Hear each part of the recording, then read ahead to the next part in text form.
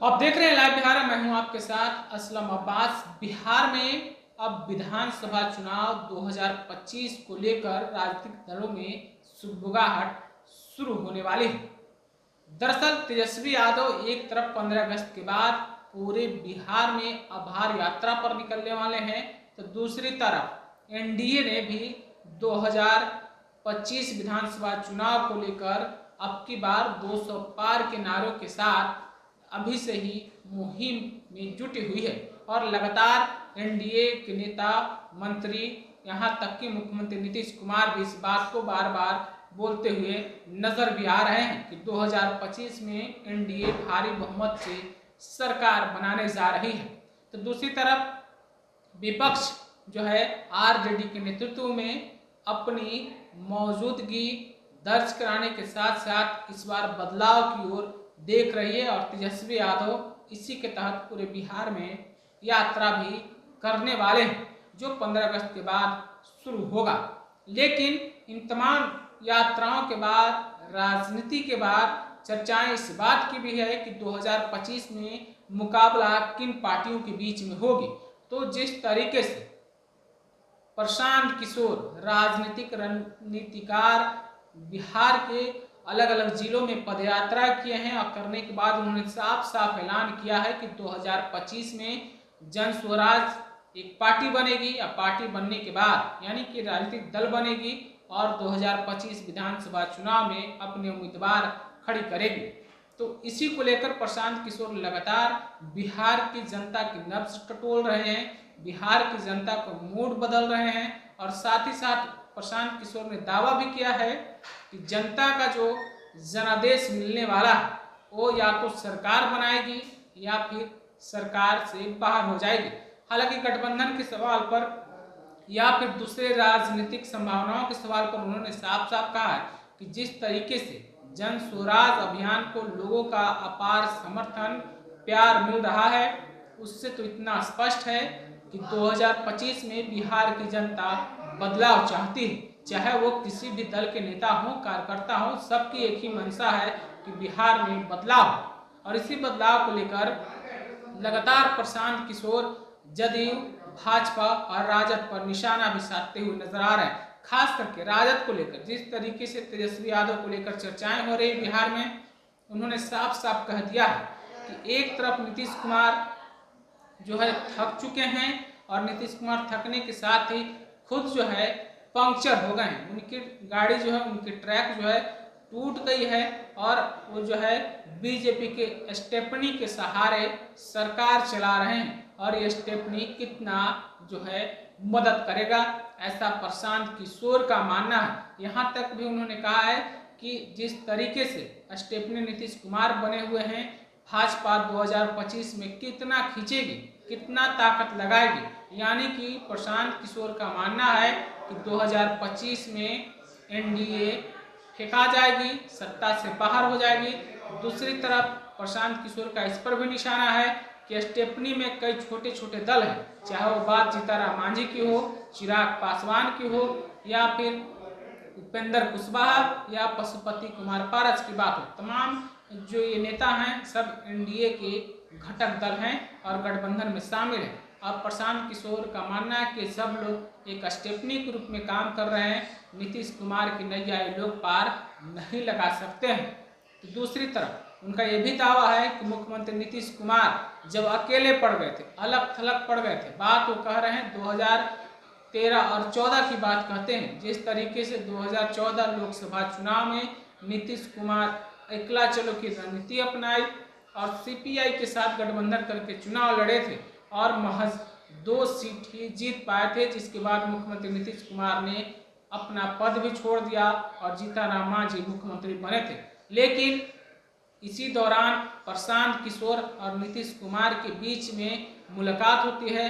अब प्रशांत किशोर ने रणनीति बनाया और 2015 विधानसभा चुनाव राजद जदयू साथ मिलकर लड़ी और एक बार फिर से मुख्यमंत्री नीतीश कुमार सीएम बन गए थे। लेकिन इन तमाम घटनाओं से एक बार जरूर है कि प्रशांत किशोर तमाम घटनाक्रम बिंदुओं को बताते हुए नजर आ रहे हैं और साफ साफ कह रहे हैं कि नीतीश कुमार अब महज एक स्टेपनी बन गए हैं। 2025 में इनका कहीं कोई अता पता नहीं रहेगा। तो दूसरी तरफ तेजस्वी यादव के नेतृत्व में राजद मौजूदा समय में बिहार की राजनीति को आगे बढ़ा रही है, लेकिन तेजस्वी के साथ साथ राजद गठबंधन में कई पार्टी शामिल है। बात कांग्रेस की करें, भाकपा माले की करें, सीपीआई या सीपीएम, इसके अलावा साथ में मुकेश सहनी भी नए नवेले गठबंधन के साथी बने हैं। तो इन तमाम लोग 2025 विधानसभा चुनाव में तेजस्वी के मददगार के रूप में होंगे, लेकिन इन तमाम मददगारों के बाद भी प्रशांत किशोर का ऐसा कहना है, मानना है कि तेजस्वी यादव के जितने मददगार हैं कोई जो है फायदेमंद साबित नहीं होंगे, यानी कि इनका कोई असर भी नहीं रहेगा। वो आंकड़े के हिसाब से बात भी करते हैं। उन्होंने साफ साफ कहा है कि 1995 के बाद कभी भी राजद अपने दम पे सरकार नहीं बनाएगी और राजद जो है कांग्रेस के स्टेपनी पर जिंदा है। जिस तरीके से कांग्रेस के स्टेपनी यानी कि राष्ट्रीय जनता दल को उन्होंने साफ साफ कह दिया है कि राष्ट्रीय जनता दल की पार्टी जो है पंक्चर हो गई है और पंक्चर होने के बाद जो है अब स्टेपनी कांग्रेस की है। चाहे बात 2000 विधानसभा चुनाव की बात हो, राबड़ी देवी की सरकार हो, या फिर उसके बाद जब भी राजद सरकार में आई यानी कि सत्ता का सुख भोगी किसी न किसी गठबंधन के साथ, चाहे 2015 विधानसभा चुनाव की बात हो या फिर 2022 में जिस तरीके से मुख्यमंत्री नीतीश कुमार ने पलटी मारी थी।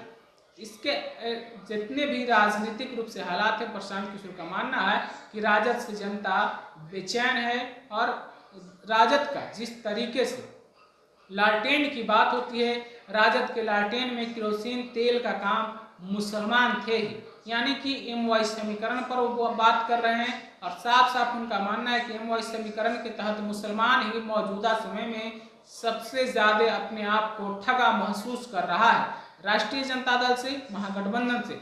और मुसलमान का अब जो रुख है वो पूरी तरीके से राष्ट्रीय जनता दल लालू यादव से अब जो है पूरी तरीके से नाराजगी के रूप में है, या कहें कि मोह भंग हो गया है। मुसलमान अब राजद को पसंद नहीं करते हैं और यही वो कारण है कि प्रशांत किशोर का मानना है कि इस बार राजद का हालात खराब हो जाएगा। उनके पास आंकड़े की अगर बात करते हैं 2010 विधानसभा चुनाव की बात करते हैं और साफ साफ कहते हैं कि 2010 बिहार विधानसभा चुनाव में राजद महज 22 सीटों पर सिमट गई थी।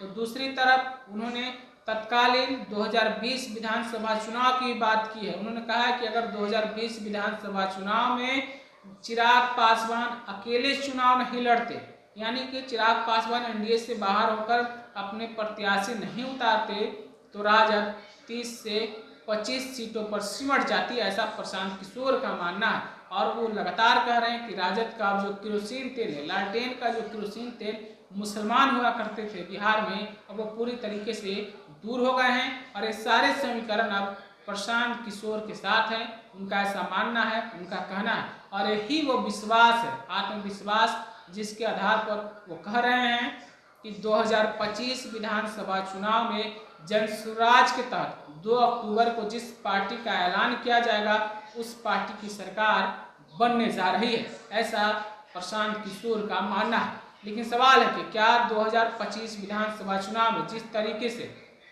मुख्यमंत्री नीतीश कुमार की गाड़ी पंक्चर हो गई है और वो स्टेपनी के रूप में सरकार चला रहे हैं, तो दूसरी तरफ राजद का भी हालात वैसा ही है। जिस तरीके से लालटेन की बात होती है, केरोसिन MY समीकरण जो है, अब MY समीकरण में से Y ही बच गया है, यानी कि यादव बच गए हैं, मुसलमान अब दूर हो गए हैं।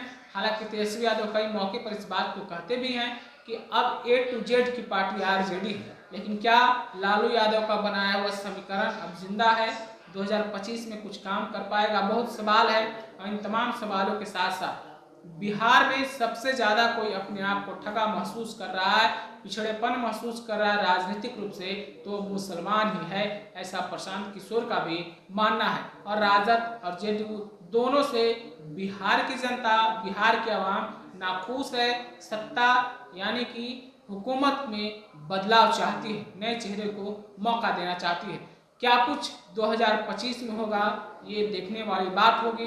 प्रशांत किशोर के आंकड़े कितने सही साबित होंगे, जनता का मूड क्या सचमुच में प्रशांत किशोर पढ़ पा रहे हैं। आप अपनी राय क्या रखते हैं 2025 विधानसभा चुनाव को लेकर, कमेंट में हमें ज़रूर बताइएगा।